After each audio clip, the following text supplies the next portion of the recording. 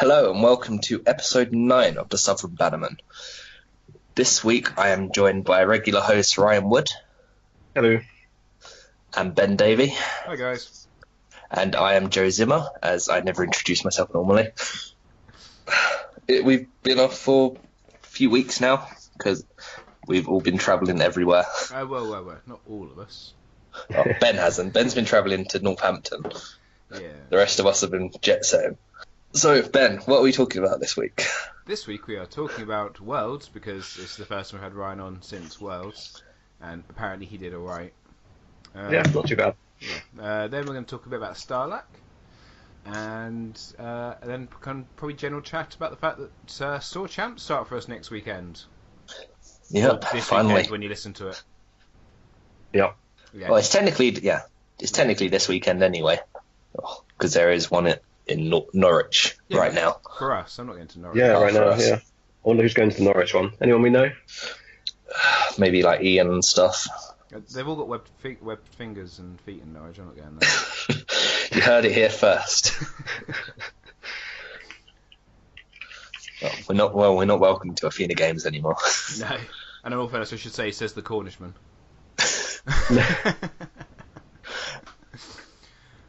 People in America and around the world probably don't understand any of that, but never mind. Yeah. So yeah, we've had a lot of tournaments in the last few weeks. So I guess we should probably do it in chronological order, and we'll let Ryan tell us a tale of America. Oh god, a tale of America. So, yeah, I went over to Worlds after winning that. So FFG paid for me to go over, which was nice. Got a nice free holiday. And there's basically 3 tournaments at Worlds I actually went to. So we had the Joust, the Melee, and the Laughing Tree event. Okay. So what is the Laughing Tree? Yeah, the Laughing Tree is a player-run event at the FFG Game Centre on the night before the Joust. So last year I think it was the first year they ran it, and they got about 50 people. They got 84 this time, which is crazy for a Tuesday night. Yeah. For a non-official event. So it's run by the Minnesota Meta. They gave alt-art promos out to everyone. They look like a lot of promos. Yeah, a lot of different promos, and top of house swag from the Citadel Quartermaster. It's a nice like wooden house cards and the granite house cards and stuff like that. They're quite nice. Still hoping to review one of them soon. I'm not sure if it's showing up or if it's got lost. Was we sent one in the post? Yeah, we should have been sent one. I know it's got insane. They look custom very nice features. from what I could see when I was there. Yeah, I don't think we're getting a granite one, but we get everything else. Yeah.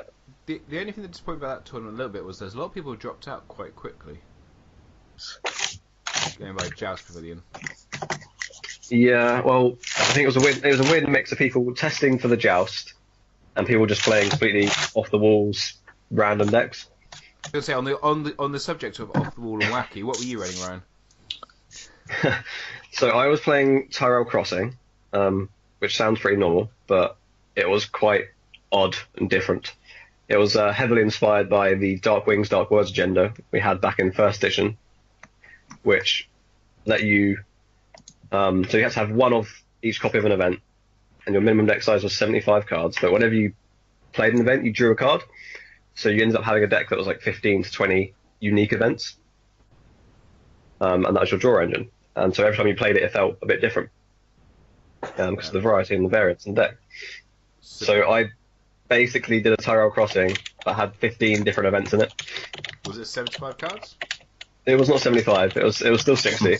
But yeah, 15 one-off copy of events. And it was good fun. Benefit. Without the benefit, yeah. Dark Wings without the benefit. It still did alright, to be honest. It went 4-2, which I was really happy with, considering it was a laugh I built the night before. Just have some fun before the seriousness of the Joust the next day. But yeah, it was good. Games, every turn you draw some random events that you're like, oh, put to the torch. That's nice to have this turn. He runs straight to the torch. It's good. Especially as a one-off. It's good, just not, enough to actually see play. Normally. So I'm going to give you a quick rundown of what I played against. So my first round was actually against Chris Schoenthal, so the North American champ. So that was good fun. He was playing a serious deck. He was playing a Night's Watch Winter choke deck. But started with like White Tree and Meagers, and like, oh, great. Still went on for like 6 or 7 turns, but I lost. But I wasn't too upset with that. Then I played Tyson, who's playing Greyjoy Kraken. Yeah, Greyjoy Kraken. Oh. Yeah. Greyjoy Kraken. Oh. I don't really know why it was Greyjoy Kraken, but it was Greyjoy Kraken. Yeah, I won that one. And then Tom was playing Greyjoy Rose, won that. Another Tom playing Stark Fealty, won that one. And then, as always happens when me and Tagore are at a tournament together, I faced Tagore in round 5, and I lost. As always happens when you're in a tournament with Tagore. Exactly. But my logic there was, right, I'm getting out of the way here in the Laughing Tree. Hopefully we're not going to meet tomorrow when there's like twice the amount of people. Get my loss out of the way here. He was, again, playing a serious deck, Lanny Winter. I guess he liked Lanny Winter and stuck with it the next day. Yeah, and then my last round was against Justin, playing a standard Lanny Dragon American tryhard deck. And yeah, I smashed it with my jank, so that's fun. It's a good tournament. It was well run. Nice prize support. The Minnesota Meta are all lovely. Cameron and Ryan did some good prize support. And yeah, 84 people, not bad for a Tuesday night before Worlds actually started. Yeah, like the Tuesday night thing does sound very impressive, but then you've got to remember, like, everyone has just travelled to Minnesota for Worlds, so they're going to be there. Yeah, but like the Thrones being on the Wednesday was quite bad for the scheduling, right? Like we ended up it's getting ridiculous. 180 people. Like there was 50 drops. 50 people brought tickets that just didn't turn up for the joust. That many? Yeah, because I guess it being on the Wednesday, people have to take the whole week of work, really. Yeah, I mean, hopefully they won't have that problem anymore now that they're splitting Worlds into 2. Yeah, with the Star Wars and the other events being separate, hopefully next year Worlds will be on the joust will be on a Friday or something. Joe, what are you doing? Sorry. Yeah, what are you doing? Yeah. It's hard to tell what's going through. Sounds like you got some, like you're like sanding down some wood with some sandpaper. Yeah. Kind of a little bit. Are you making us some custom house cards out of wood? Yes. Ah, well, you heard it here first, guys. When they The don't... Southron Quartermaster. That was the Laughing Tree. Good fun. And then next day was the joust. There's 164 people in the end. Like I said, about 40 people didn't turn up. How many tickets were there in it? Was it 200 tickets? Or sorry, I think it was 200 and something, yeah. Okay. So I was playing Night's Watch Fealty, the list of which is now online. It's the same deck I took to Stalheck a few weeks later. A couple of changes at Stalheck. But I'll go into them when I actually get to Stalheck a bit. So first round I had a bye from winning that, so that was nice and easy. Got to wander around and try and work out what everyone was playing. Tiny little bit of scouting, mainly just to see what DC were playing. And that was quite easy to spot because Tagore was playing Seth in the first round. And yeah, they were playing some weird-ass Night's Watch Crossing, which I'm sure you've all seen now. But yeah, it was nice to stroll around, see what people were up to. And then first round I played Tim Sherm, who won the Melee the next day. Okay. He was playing Stark Fealty. And this was a very close game. I actually lost in the end, but I got to like 13 power. Would have won off my wall trigger if he hadn't won that challenge phase, but it was a case of not seeing the wall early enough and not being able to keep up with all the renown in Stark. There's only so much milk and craven you can do before they get moved off from rattle shirts and confiscation, Arya's gift. But I wasn't too bothered about that loss because it was a close game and it's just down to not seeing the wall early. Round 2 was against Neil Kimball, playing Barra Wolf. So this was a heavy dominance and rush themed deck, which is probably the worst matchup for me. The Baron Neil stops me getting the wall, and then pay the table, Iron Throne. Gets much more passive power than my wall can even get if it's staying up. Yeah. So this was a hard game to stay in. It went pretty much to time. I won just before time was called. Purely because of humongous mistake really on Neil's part. I was sort of level pegging, keeping him there on the power, thanks to some Cravens, some Milks, keeping his Robert and Fast Eddie, speeding the game up. But going into the last challenge phase, we were on like 11-11 each, and he put Fast Eddie and Robert into a military challenge. Yeah, Watcher on the Walls then happened. The sad thing for Neil is that he did see me flames my hand like 2 turns previous and saw it, so he knew it was there. Why did he opt for the military challenge? Was the power challenge not viable? I can't remember the logic on it. I think he might have had Lightbringer on Robert. I'm just going to get power challenge with him as well. Right. Yeah. But yeah, after that it sort of spiraled back into my favour. I could easily win the power challenges on attack and trigger the wall. I think it ended the following turn. Shame for Neil, but these things happen.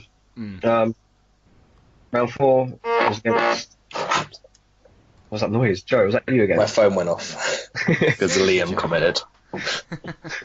Round 4, there was Chris Thompson playing Lanny Dragon. Typical Lanny Dragon deck. It's actually an okay matchup for the Night's Watch. You keep their big guys Cravened and make sure they don't use Rattle Shirts to get rid of the Cravens, and generally you can speed them through with the wall. I think I saw the full location suite quite early. He saw Miri, but she wasn't doing much with Eamon being there from plot phase of turn 1. Yeah, it's quite a comfortable win. Round 5 was a Night's Watch Fealty Mirror, so the most boring match of all time. Can't remember my opponent's name. I think it's the only guy I didn't write down in my little book, but apologies to whoever he was, because it was a pretty brutal match. These sort of Night's Watch Mirror matches generally are a coin flip on who gets the wall first. This wasn't really the case in this one. It's a bit different. Going into turn 1 challenges, I had made myself first on purpose, got a plan in mind. He had Will, an Unsworn Apprentice, and an Old Forest Hunter out, and some locations. So his only power icon would be the Unsworn Apprentice. I made myself first, so that my first action challenges was to Nightmares the Unsworn Apprentice, do a cheeky power challenge going first, force him to sacrifice a Ranger, which bizarrely he chose Will rather than the Old Forest Hunter, which meant I could then easily win the military and kill one of the other ones. And yeah, it sort of spiraled from there. I had quite a large board state at that point already, because I saw a lot of cheap guys early on.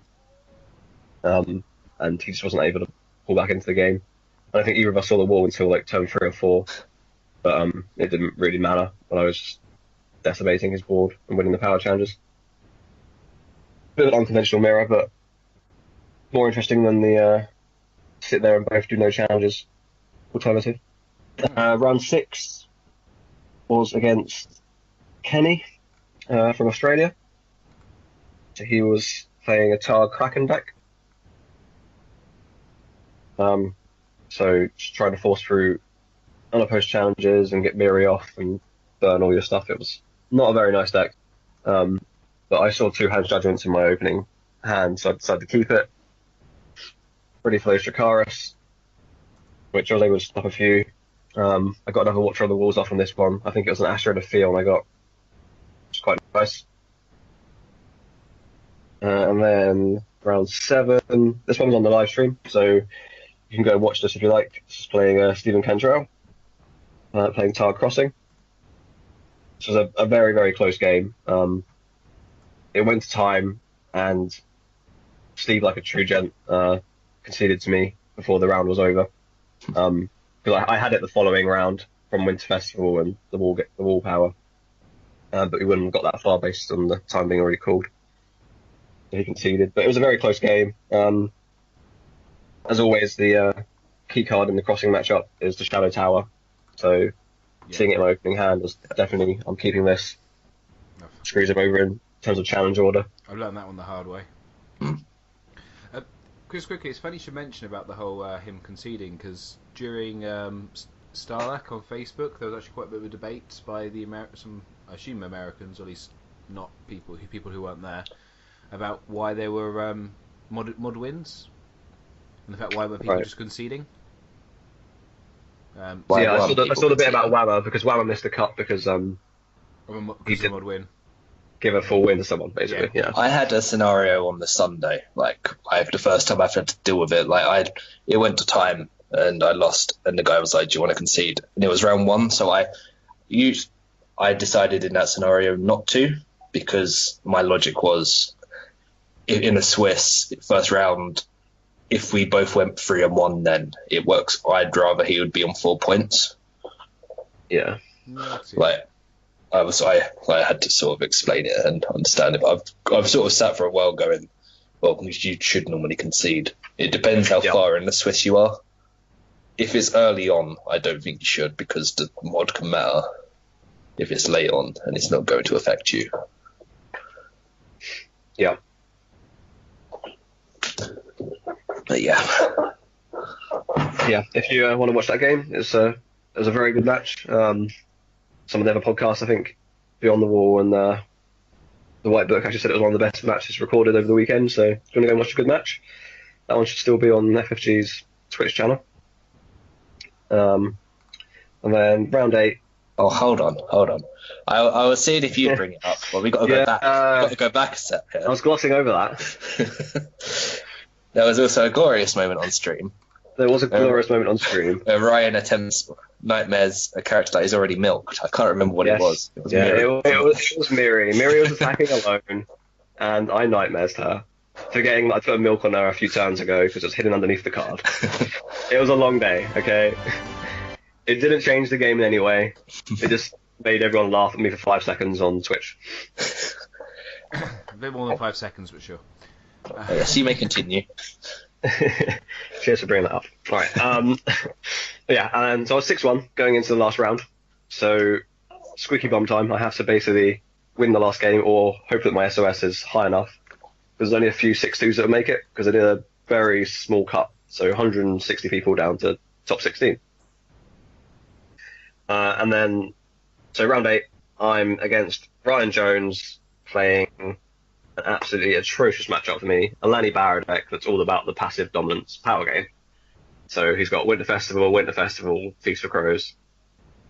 And I think that's his first 3 plots in our first match. Because, yeah, I spoiler alert, I face him later on. So he wins by turn 3. Because he has the chair and the table on turn 1.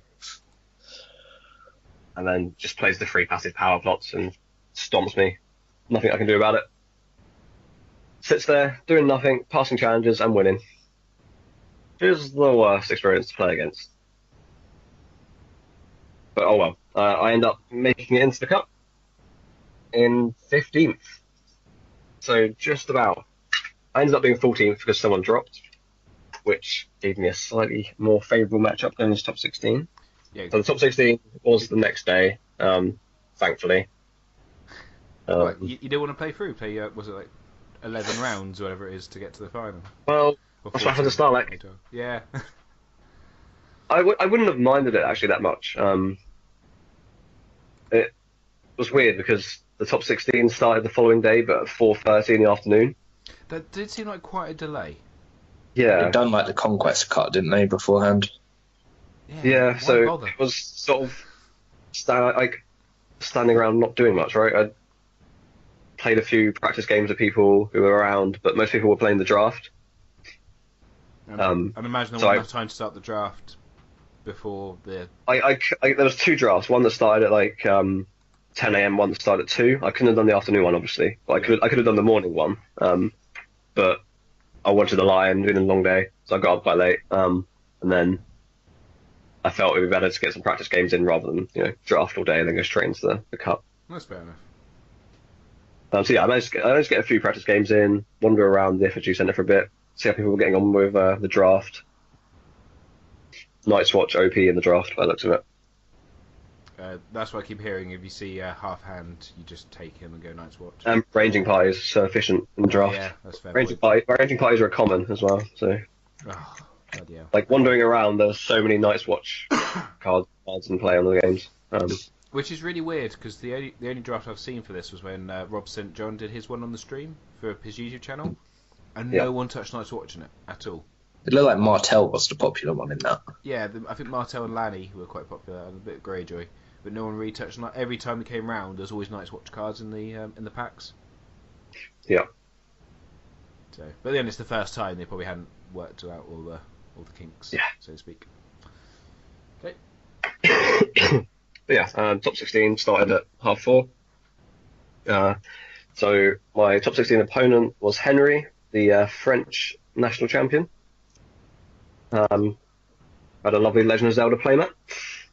Pretty cool. And he was playing Lanny Crossing. Looked like a fairly typical Lanny Crossing deck, except he was running 3 Noble Lineage. Smooth out those power icons, I guess. He just made a few mistakes early on that cost him the game. Like, it wouldn't have been too bad if he'd not tilted, but he made a few early mistakes and got really angry with himself. Right. And then made more mistakes in the next few rounds, and small little mistakes that wouldn't have been too much of an issue if they'd been like on their own, but just combined, missing Tyrion triggers or forgetting about Shadow Tower, that sort of stuff. He's a younger player, isn't he? He's like 17. He's a young guy, yeah. He obviously did so well. He lost one game the previous day.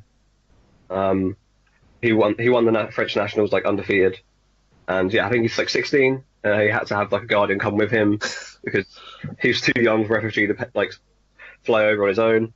FFG paid for the guardian as well. Yeah, they did. Yeah, that's pretty cool.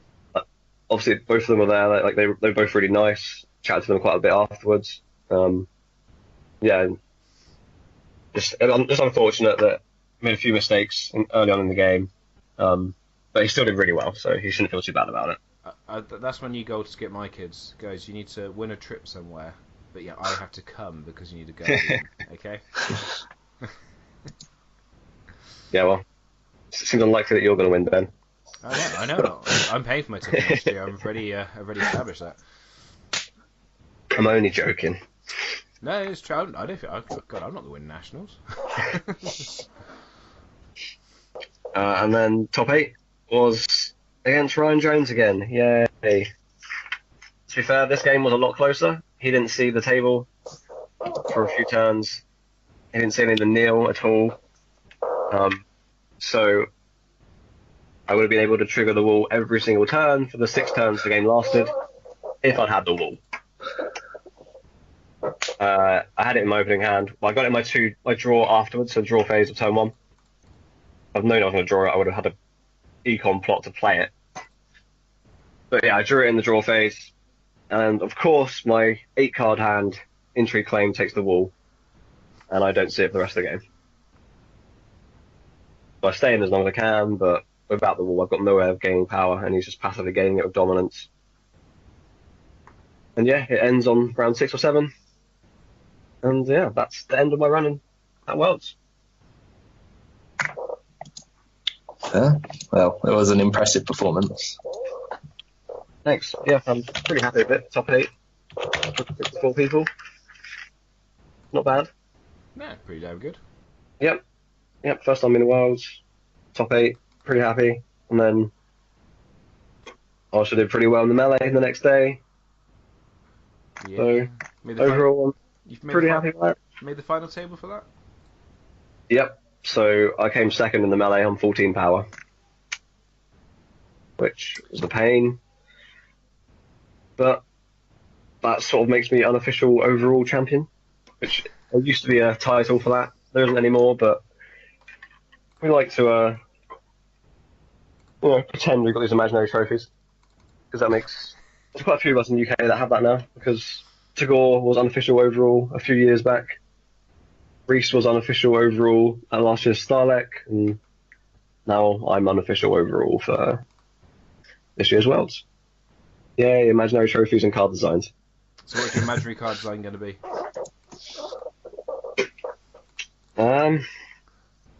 Definitely Sub-Hounce. No, that's mine. Oh, okay. What's his other cat called? Lady Whiskers. Lady Whiskers. Cool. Okay. They can synergize, Joe. Yes, I felt like me and Gabby have made it very clear. Sir Pounce is our champ card. You know, when we both win. When you get your joint win. Yes, we'll ID in the final round. So no, the 2v2 will be the proper other competitive format. Now they got rid of melee. A new format, European Championship 2v2. So Yeah. Sir Pounce an attachment? Yeah, of course. He has to be like Lady. Pay 1 gold to pounce him to another character. When a lady attacks, pay 1 gold to remove them from the challenge, so they do not touch Tommen's virtue. Okay, you heard it first. When Joe wins Worlds, there we go. Lady removal, top level. Oh, yeah. Top level play. All of those ladies are attacking you. Count as Cersei. Right, overall, though, Ryan, would you recommend Worlds to anyone who's not been before? Oh yeah, definitely.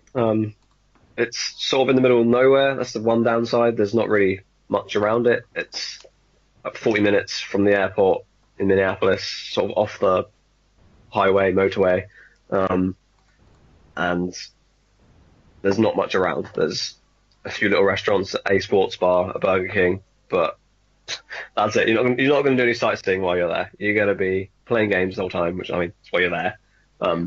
But you can't really make a full-length holiday out of it unless you travel somewhere else as well. But it was run very smoothly. The prize support this year was very good. Everyone got like a Worlds t-shirt, a set of cards for each game, a full set for the game you were playing in, and this really nice deck box. Yeah, some deck box looks amazing. Yeah, they're really good. And they were different colours based on which game you were playing in, and they gave you some like Dragon Shield sleeves as well to go with them. Nice. So yeah, that was all just participation prize. That's quite nice. And then the prizes for actually making it into top 32 and top 16 and top 8 and stuff were all right.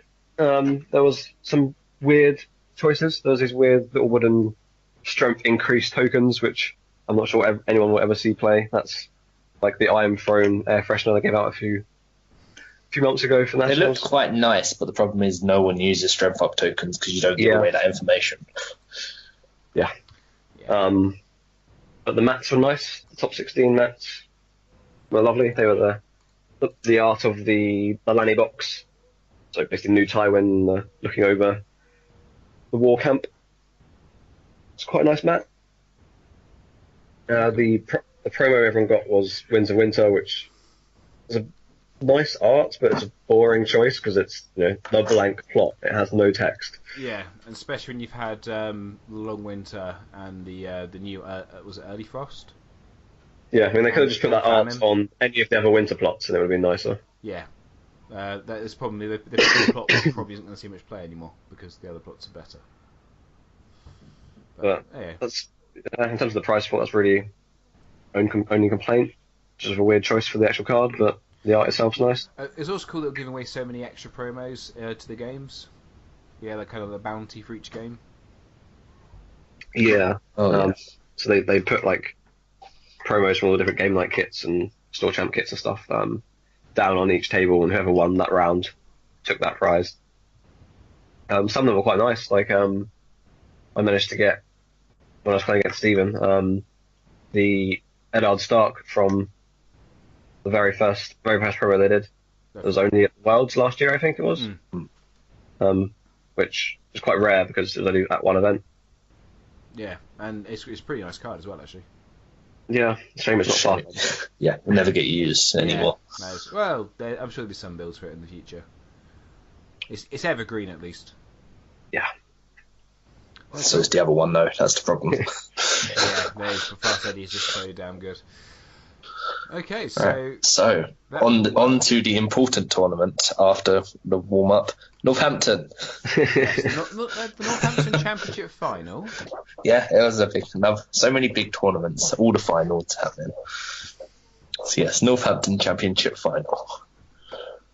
was one of those few events where we were all there. Yeah. Yes, like 20 people, wasn't it?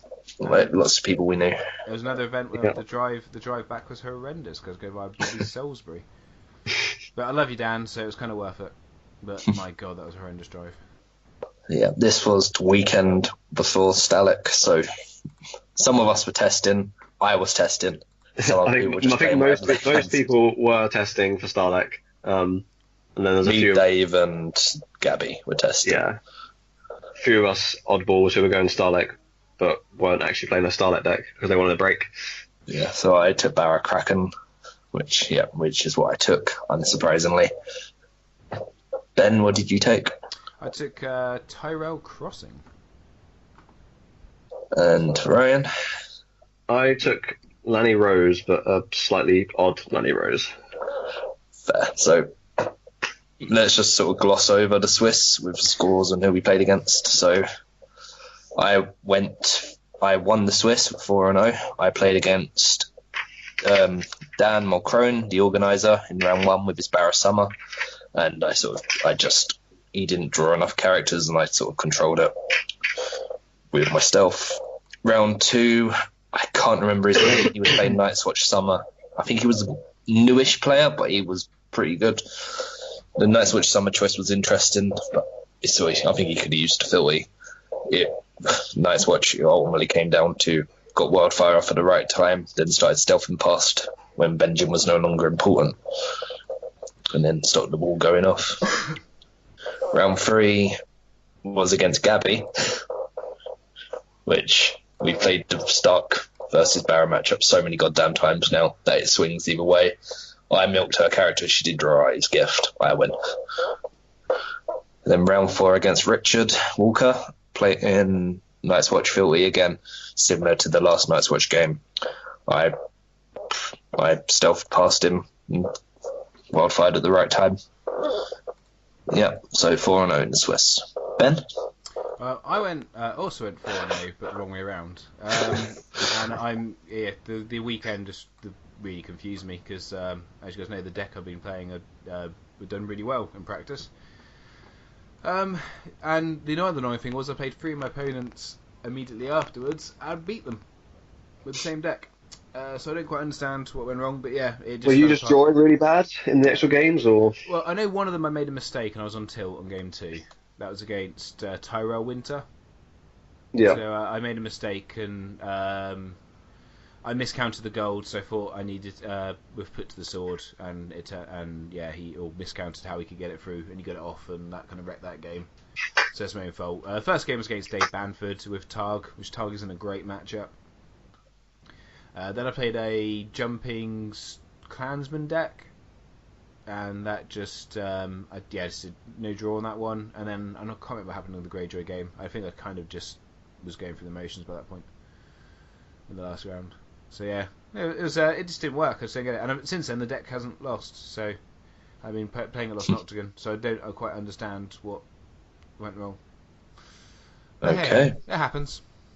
right, I got a lovely Ryan. card for coming last.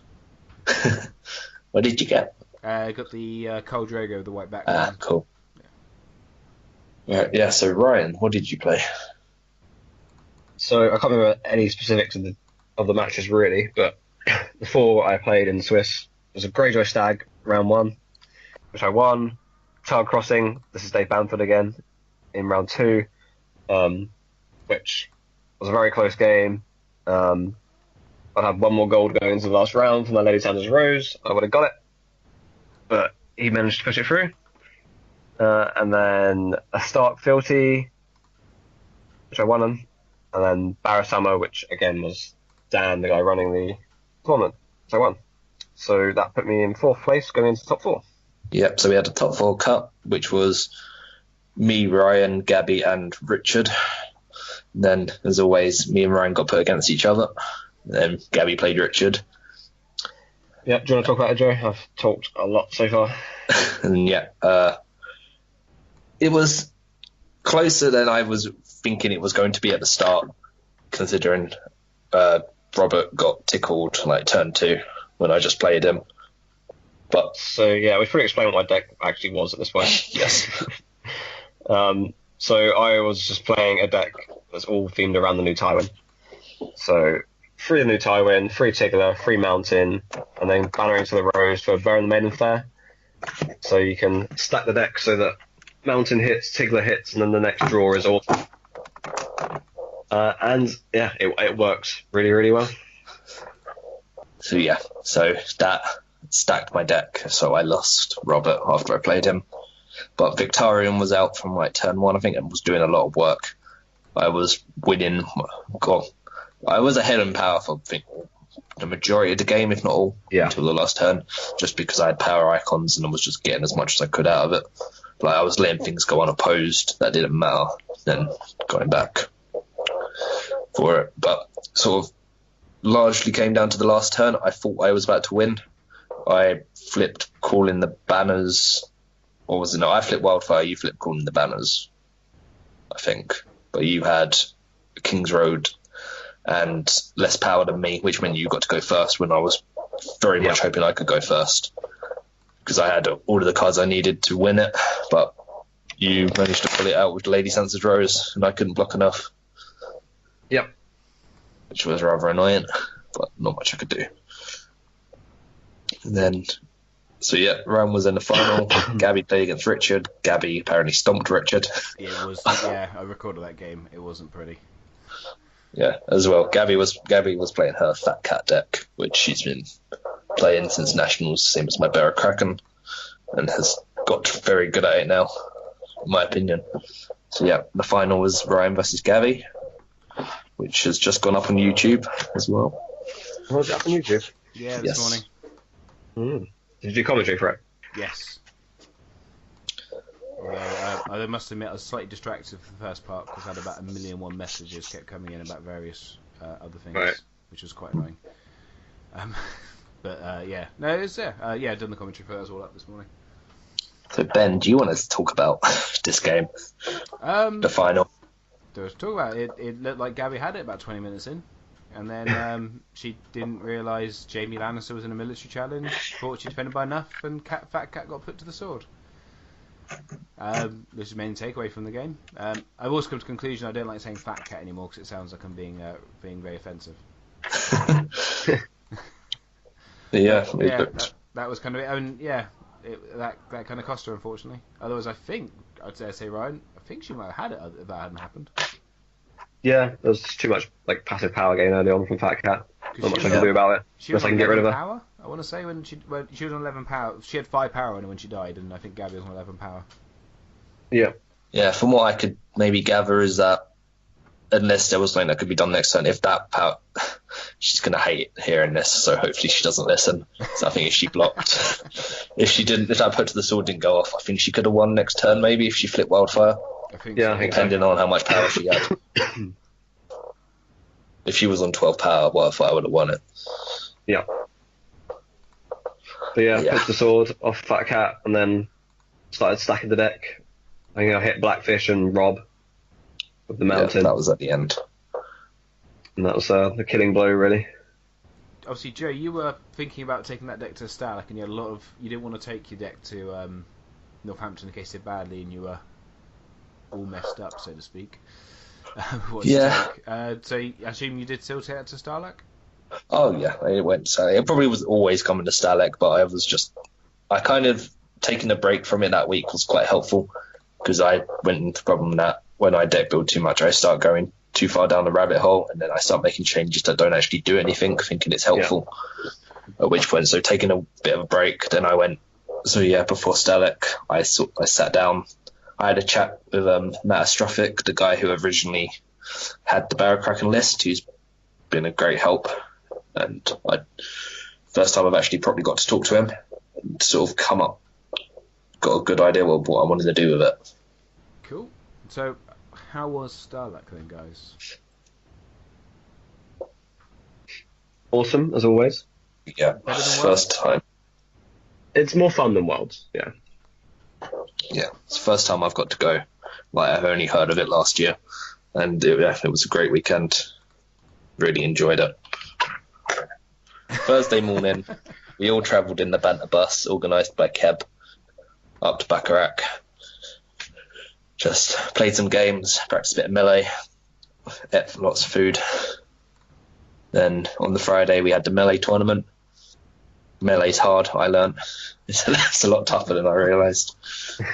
Managed to win one game at the melee and came third in 3 others. I was playing Stark Crossing. And then Ryan... So, I was playing the same deck I took to the melee at Worlds, with one change, putting Jane Westling now that she's out in the Lanny box, because she's pretty good for Yeah, that's melee decks. I did. Both Yeah, playing Stark Crossing with Fat Cat and all the other Lords game run out. Pretty straightforward melee deck. Solid, but reliable. Yes, I did pretty well with the Stark Crossing deck again. I won 3 games and got 2 points in the last one, which is a bit of a shame, but it's one of those matches where all of us ended on 2 points roughly, except the winner, because he just won like turn 1 with the new Cersei. Yeah, new Cersei is ridiculous. I did not realise she was going to be as bad as she was. How so he won turn 1 because new Cersei? Yeah, if all the pieces like fall in line, right? So he had Cersei, he had the Mountain, he had the second Intrigue challenge, he had the small council chamber, so you've got an extra power for winning Intrigue challenges as well. He had Amory Launch, so he had an extra renown. And then he heads on spikes, 2 to win. Oh, okay. So it was technically second turn. It was second, but there was nothing any of us could really do, so Yeah, I had to deal with the same thing in my last melee game. It was 1, turn 2. Yeah, he got so much power. Turn 1, turn 2, flips, Game of Thrones. He's like Lannister, and all of us are Tyrell and Stark and things. I basically had to try and convince the guy, because I was the most likely to maybe win if it wasn't him. I had to try and convince him. I was like, could you just let me win the intrigue and then I'll take it? Don't let him win. Yeah, I can at least stall it out. But he was like, nah, I'm not going to let you just have it. So it went round to the Lanny player, then he won with just like 3 intrigue challenges, I think he did in the end. Casterly rocked and Elena's informant. Because one more cards discarded. Gain a power 3 times around it. And he was Lanny Rose. Yeah, because it also makes heads on spikes a free power swing as well. Oh god, yeah, doesn't it? Oh bloody hell. Yeah, it's a ridiculous card because with the title where you can take cards from anyone, you can go, I'll do this against all 3 of you. That's free power. Oh, yeah. She's like the best card in melee. So good. Yeah, I did not realise she was going to be as strong as she was. Okay. But I made it to top 16. So again, pretty happy. More playmats. Yep. What do you do with them all? I have so many now. I don't know what to do with them. I counted that I've got 14 playmats at the moment, and I think that's ridiculous. I imagine that doesn't even scratch how many you've got. Yeah, I think mine's more like 40. Yeah. Do you not have any pillows, or is this your substitute for a couch? Well, I need some carpet, right? So I can just lay down across the entire house and I'll have some new carpet. I do remember ages ago. There's someone on AGOT Second Edition on Facebook who posted that he was using them as cat mats. Food bongs. He's like, I've got so many. I don't mind losing a few to this. I was like, okay. Yeah, got a Tyrion's Chain mat for the melee. It's quite nice. It's a very nice mat, actually. I was quite jealous. And then my top 16 game got quite close, but lost in the end to Custis, because he saw basically all the quick power rush events. So we were pretty sure he couldn't win this turn, but then he had like Superior Claim, an extra power challenge, Superior Claim, laid his hand as Rose. Oh, okay. Well, that will do it then. Just firing off all the power rush events straight away. Was Targ Rose deck. And he went into the final, and the final was a bit of a weird one, because for some bizarre reason they decided it was timed, and after time was called, it was a 3-way tie. Awesome. Yeah. So the winner of the Melee Championship and the person who gets a card design was decided on the least card, most cards left in deck, which is a real shame for it to end that way. Yeah. But obviously all of them did really well to get that far. In the end, Louise from Brazil was the winner. Costas and Wedge also tied on the same amount of power, but had less cards in their deck. Yeah, so we have a Brazilian card design coming at some point. Should be cool. Cool. It might even be the last Melee card design we ever get. Yeah, with the new European Championship announced for Birmingham. Yeah, seeing how FFG, slowly dropping the Melee support, I wouldn't be surprised if next year's Stahleck just gets a Joust one, and European gets just a Joust one as well. Are the FFG actually still going to support Stahleck now they've got their own tournament? Yeah, they will have to. They have to, basically. It's the biggest event in the world. It's bigger than Worlds, right? Yeah. And the thing is, with the whole new European Championship, I can't see it overtaking Stahleck. It won't. Because it's in Birmingham, which is hard for people to get to. Even if you live in the UK, it's not great to get to. So yeah. Okay. Interesting choice. Yeah. But yeah, I expect next year there won't be any Melee card designs. It'll be just Joust for Stahleck and Joust for the European. Right. They don't want to give out too many card designs, so dropping Melee makes sense. They're massive behind them, aren't they? Yeah, like there's people I know who won like 4 years ago still haven't got card design out. So. Right. Okay. Okay, guys. Should we quickly grab onto the Joust? Yep. Sure. So, do we just do round by round? I think we'll just do it. Yeah, just you go first, Joe, and then I'll do mine. Okay, I'll skim over it. Yeah, just do 7, 8 rounds, whatever it was. Okay, so yeah, it was 7 rounds. I was playing Barra Kraken. So, round 1 was against Marco from Italy, who apparently people know, because as soon as I sat down, I was like, oh, do you know Ryan? Yeah, Marco used to live in London, so he was part of the UK meta for a few years. Yeah. So he was playing, Martel Filthy, and it was quite a painful game. I had like Asher Victorian and some Chuds turn 1. He had Varus deballed, then kind of just stopped me from then on. Turn 2 did a 2-plane plot. I should have probably not played anything, but I put Davos out, I think. Then he milked Davos, so Davos died. And I just didn't get any traction all game. But I somehow still managed to get to 10 power, because he was mostly focusing on just killing my board and my hand. But yeah, that was a quick loss. Mm-hmm. Round 2, I was against Samuel Lind from Sweden, Great Bears of Westeros. He was playing Tyrell Kings of Summer. I spent a lot of the game just being very aware of Varus and trying to control the initiative, making sure that he was going first so I wasn't walking into it blindly. I had a Milk of the Poppy and Nightmares in hand most of the game, so I was trying to make sure I was safe.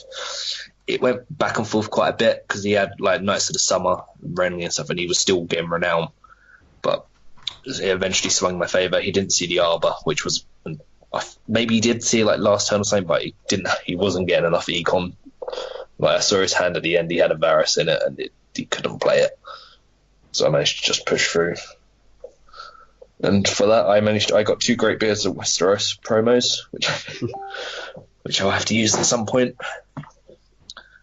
Round 3, I was against David from Italy, who was playing Lanny Reigns. I don't remember too much of the specifics. I feel like the biggest standout for me is that I did not block a single intrigue challenge, and he got Reigns off as much as he wanted to. But there were some weird plot choices, like he did Battle of Ox Cross turn 2, which is very strange. I don't know why, but it's another way of getting Reigns off, I guess. Yeah, it's just but he didn't do much with the Reigns, so it didn't worry me. I just won really with power challenges and stuff. Wasn't worried. So yeah, I went into lunch at 2-1, feeling pretty good. Round 4, I was against Roy from Norway. He was playing Targ Filthy, and this was probably the worst game I've had all day because it was so horrible. So I did not draw anything above 4 cost until my last turn, whereas he had Miri, Magister Illyrio, Sirio, Beggar King. It makes you feel better. I beat Roy later on, so yeah, I saw that, but yeah, it was thing. He was basically his Miri was just every turn with Magister Illyrio. I didn't draw any milks either, which wasn't helpful. So he killed with Miri Moonboy, Celise, a bunch of fiery followers, Shireen, I think he might have killed at one point. Just all my low cost stuff was dying. I think Theon was the strongest character I got early on, which also died. But somehow I managed to get to 12 power. At one point, my turn was I played 2 Greyjoy reducers, 2 Baratheon reducers, and a Shireen. Just flood the board with that. My last turn, I was going to go for like a last moment swing. I drew into Robert Baratheon and Lightbringer. I was like, great, I can maybe do something. Playing both, I made sure I go first. Then he drops Dany and has Nightmares in hand for Robert. So my plan to basically throw all my chud in and get a bunch of power for Robert and then stand and try and push through last second did not work. Because Robert could no longer have Renown and Dany was minusing all of the chud. And then he killed Robert. Somehow I was on 12 power just because Miri was more focused on killing things rather than taking claim. Mm-hmm. Yeah, that was the worst game I've had all day. It was so horrible. Round 5 was against Lanny Crossing. That was... I keep forgetting his name, but Martin from the USA. He opened with Famine, I opened with Noble Cause. So I immediately I decided I was going to go in defensive mode and made the most depressing of Play of the Day, where I used Noble Cause and a Reducer to play Shireen. So yeah, my plan was originally to play Victarion, but yeah, I switched it around completely. I just played Chud and stuff like Even-Handed Justice. So all we had at the end of that turn one was a Pycelle stand-in and a Tyrion knelt, and Pycelle couldn't win a challenge. So I just made sure that 2 claim did not hurt me at all. Then he did another 2 claim plot, which went a bit weird. So my board at one point was like Moonboy, Robert, and 2 other chud. Robert was milked. He was having Long Winter. So I went into it. I seen him flamed. Have a look at his hand. He had Put to the Sword. Never Bet Against My Family, Trial by Combat, and some other cards. I think he might have had Gregor on the board, so I realised that he can get Put to the Sword off, so I need to get... Actually, no, I got rid of Put to the Sword because I was thinking that if he played Banff and then he got Gregor, Put to the Sword was going off and there was nothing I could do about it. So I was like, I'll get rid of that. Then So I did my challenges, went fine. Then he played Banff, got Cersei, and did a 3 claim entreat, which into Trial by Combat, which cleared my ball down to just Robert, which kind of caught me out. But then marched the turn after, and I played Here to Serve, hoping that he might mess up. But then, yeah, Robert goes, I get Crescent on the board, but then I draw into another Robert, and then I just win from there. Yeah. I think at one point I killed Mountain for military claim just because he wasn't drawing anything. Yeah, so got a little lucky. Round 6. So at this point I am 3-2. Round 6 against Greyjoy Crossing. It was Milan from the Czech Republic, I think.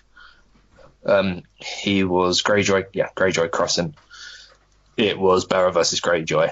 I knelt all of his stuff, made sure I wasn't going blindly into Seastone Chair, played Victarion, Scene of Flame, took his Victarion because I didn't want to deal with Intimidate back, and just won quite quickly. Round 7 was against Marcos from Spain, playing Lanny Kraken. I made one small misjudgment on this, I think, which cost me a bit, where I should have used an Iron Mines to save a Rattle Shirts. So I had Rattle Shirts, Mel, Asher, and Robert on the board. Should have saved the Rattle Shirts, thinking because I thought he was going to march next turn after first snow. Opted not to, thinking that his board was a bit too strong, that he wouldn't do it. He did in the end, so I lost Asher. Then he got more stealth out than me, and he had a Nightmares or a Milk and a Poppy ready for when I was going to try and nearly melt, and he just managed to just pull it past me. I think it ended like 15-13. Mm-hmm. So yeah, I went 4-3. I was hoping to go 5-2. I had no chance of making a cut, but I wanted to get 5-2 so I could sit in my usual spot of being 1 win away from the cut. Yeah. Yeah, so 4-3. not bad Happy for with the first one. performance? Yeah, the deck played as well as I wanted it to. There was nothing I could have done in the first game. Second game, or the second loss, my deck played against me rather than me playing wrong. And the third one, I think. But all of the other games, I felt like I played exactly like I wanted them to. Yeah, happy for my first performance. Would have obviously liked to have got a bit further, but can't complain. Oh, you say you did pretty well. Was it 5-2? Sorry. 4-3. 4-3, but yeah, it sounds like it could have easily been sort of 5-2, made the cut and gravy. Oh, my strength of schedule was terrible. I looked at the end. I had no chance of making a cut on 5-2. Fair enough. Okay, Ryan. So Ryan, how did you do in the cut? How did you do at Starlight? There we go. Pretty well again. So I was playing the same deck as at the Worlds. Didn't really have much time to do testing in between. Even though the Lanny box had dropped, I felt it made more sense to go the deck that I've been playing for the last few months and that I know really well rather than try and build something new with the new cards. I made a few changes. I swapped out Winter Festival for Fortified Position, expecting there to be a lot more Targ and Barra in Europe than there was at Worlds, which was very much the correct meta call. And I dropped Wheel for a second copy of Smallwood. Wheel, more often than not, was just discarded for a gold. Yeah, I'm surprised you were playing Will. I didn't realise. I had him in my Worlds list, yeah. Yeah. A couple of games, I actually played him and he was okay. But most of them, he was just sacked for a gold. So I find with Will, he's really good as long as you can see him kind of late, mid. Yeah, sort of he's not the first ranger you want to see. No. But yeah, so that was the two changes I made. I pretty much ended up facing just Targ and Bauer all day, which is like the two worst matchups for the deck. And I beat them all, so I'm pretty happy with that. So round one was Targ Fealty. If you want to see the full report, you just look at my deck list online. I'm just going to quickly go over who I played. So Targ Fealty, Christian. I won that one. Greyjoy Fealty. This one was quite interesting because Umberto managed to intrigue the wall from my hand turn 1 and then play Euron on turn 2. So the whole game I was just playing around Euron. So he was there the whole game and didn't trigger once. Nightmares, Milks, Cravens, surprise winning with Dolores Head. Various ways to make sure that Euron didn't get my wall. Anyway, I played around him in the wall all game. And was slowly just gaining power myself from Smallwood. And won that way rather than through the wall. Round 3 was against the Lord Commander himself, Thomas Olbeck. So this was all from Night's Watch Mirror, where we both were like, yep, whoever gets the wall out wins. And he had the wall, Castle Black, Shadow Tower, Iron Throne by turn 2, like the full suite. And I saw Shadow Tower, and that was it all game out of the locations. So that's pretty miserable. He won on like plot 7 or 8. He would have won a turn earlier, but I fortified his Wildfire so he couldn't kill Benjen, which was hilarious. He was winning anyway, but just slowed him down a bit.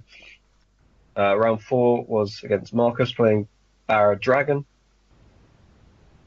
This was probably like the greatest comeback I did all day. I was on like 13. He was on like 13 power. I'm plot 6, and I was on 0. And somehow I won that one. Yeah, have a look at the deck report to see what happened. But a lot of small mistakes and ridiculous. One giant cock up. One giant cock up. Yeah, and then being able to do for the watch, fortified for the watch as like the 3 successive plots, but sure, no renown was pretty useful. But yeah, I won that one. Round 5 was against Star Crossing, and yep, that was pretty standard. Holder doing solid work, Shadow Tower doing solid work against Crossing as always. Round 6 was Targ Fealty against Roy, same Roy that Joe played. Yep, again, Horder, MVP all day against Targ, obviously. The only intrigue icon for a while was Maester Raymond, so I had to keep pumping him like before I put him into the challenge in case he gets Dracarys as the first action. So yeah, all the practice blades and Cravens being knelt to give Maester Raymond like +4 or 5 strength before he went into the challenge. And then round 7 was Barra Summer, which I needed to win just to make sure I got into the cup. I think I might have made it on SOS anyway. But yeah, that was quite a difficult match. Come to realise that basically I can get around the Neil with Barra. It's more the dominance package. So he had all the Neil in the wild, but he didn't have the painted table or the Iron Throne. So I was able to win. Because I had like 2 of each icon on the table. I was getting the wall out, and the wall was triggering. And yeah, so 6-1. Only loss being to coin flip in the Night's Watch mirror. Yeah, so after like because the cut was on the same day at Stahleck on Link Worlds, so it was an exhausting day, and after playing against just awful matchups all day, I get Lanny in the top 32. I'm like, okay, this is all right.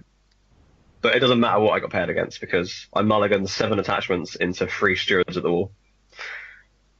So I lost on setup, basically, which is a really miserable way for the tournament to end.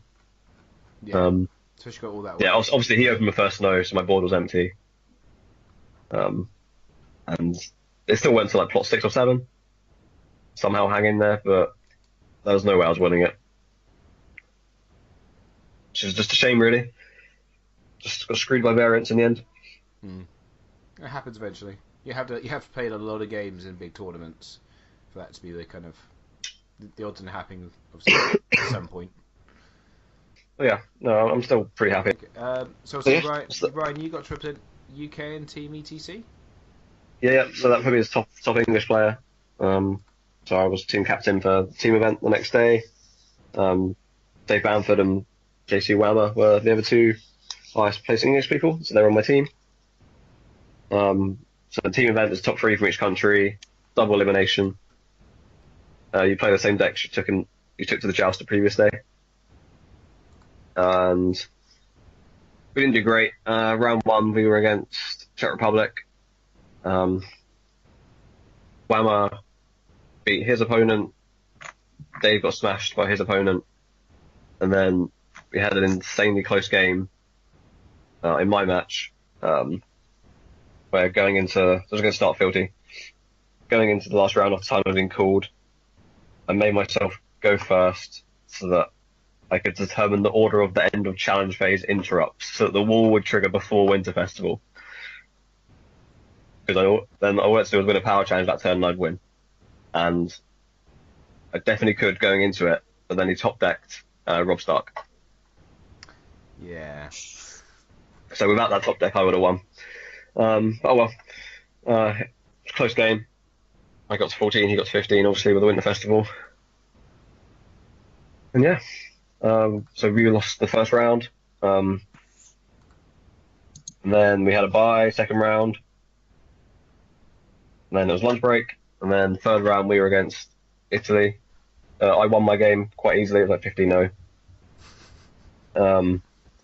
Just had the complete control stuff early on for all the locations and Horder doing his thing.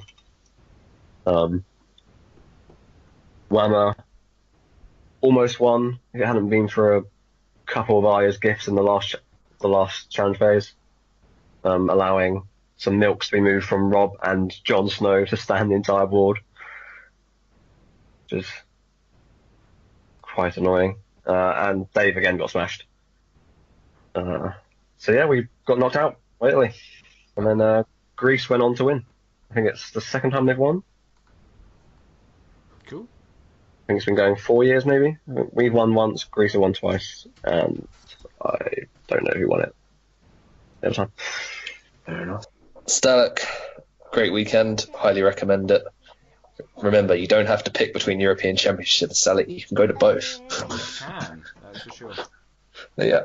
So, happy with your performance, Ryan, I assume? Yeah, Yeah, not too upset making the cut at both events again, Stahleck. Yeah.